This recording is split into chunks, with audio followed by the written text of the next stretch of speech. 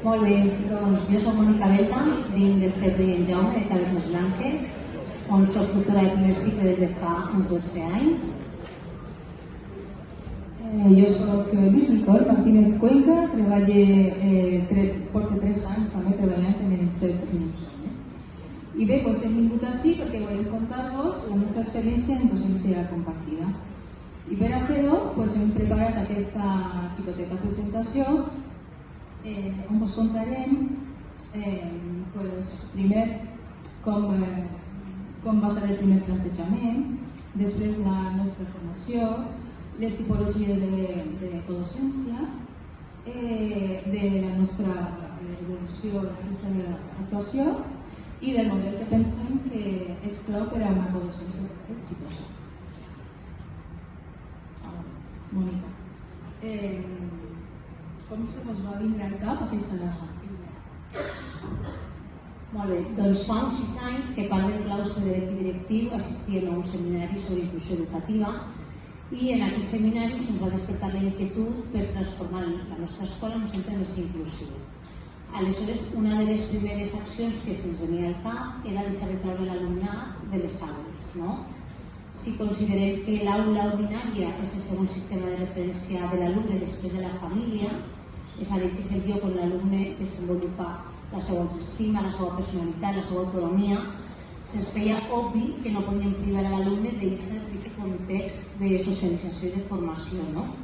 I per considerar que la millor resposta que podíem oferir al nostre alumnat era atendre la seva diversitat dins de les aules. Molt bé, ara explica'ns quina va ser la vostra formació. Doncs bé, sí que pensàvem que volíem dur a terme l'actuació amb certes garanties d'èxit. Aleshores vam pensar fer autoformació, vam fer recerca d'articles, vam trobar articles de Teresa Huguet, de David Duran, Felipe Rodríguez, entre altres, que parlaven de les tipologies en docència compartida, vam fer la seva lectura i després en el claustre vam fer tertúlies pedagògiques per compartir impressions, arribar a acords, a consensos. Va ser un poquet aquesta la manera. Els mestres que van arribar nou en aquesta formació no la van rebre en aquest moment, però sí que al setembre amb tots els mestres nous es fa una presentació de totes les actuacions d'èxit que té el nostre col·legi i ahir cada mestre presenta una actuació. ¿Quants tipus de codocència existeixen? Tu coneixes? Hi ha diverses classificacions segons autors, però nosaltres, una que vam trobar, que era la de David Duran i Felipe Rodríguez, va ser molt aclaridora per a nosaltres. Així teniu enllaçat en el que és la lup aquesta, l'article per poder consultar-lo on aprofundís un poc més en el tema.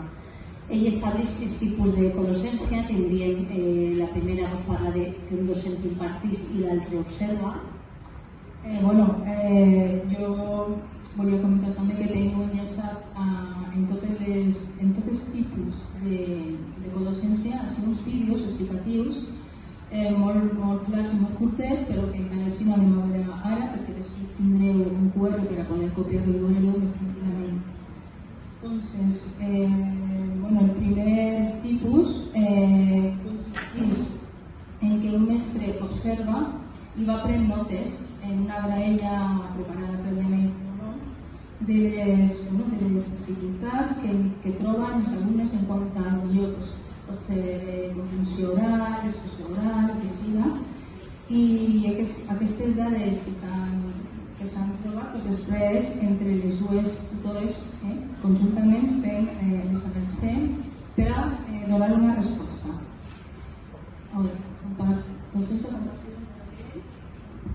Sí, en aquest cas se farien 2 grups dins de l'aula diferenciats, atesos per els 2 mestres, però no s'ha de confondre amb el desdoblament perquè al fer-ho dins de l'aula s'enriqueix la pràctica docent amb les aportacions dels companys. Són heterogènies, evidentment.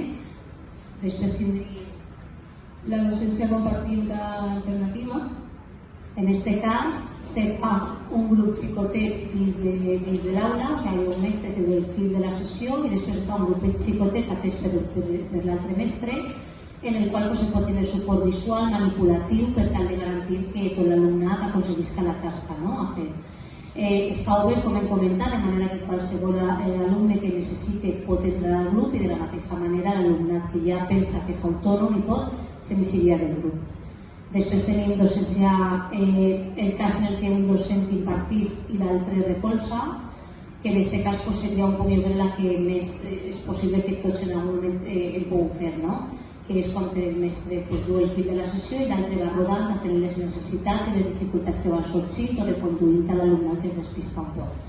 Després tenim la docència compartida per estacions, en aquest cas se preparen 4 activitats, 2 d'elles més autònomes i les altres amb un poc de més dificultat, de manera que els mestres tenen aquests dos grups que tenen la tasca un poc més elevada de nivell i tot l'alumnat rodaria i passaria per totes les activitats.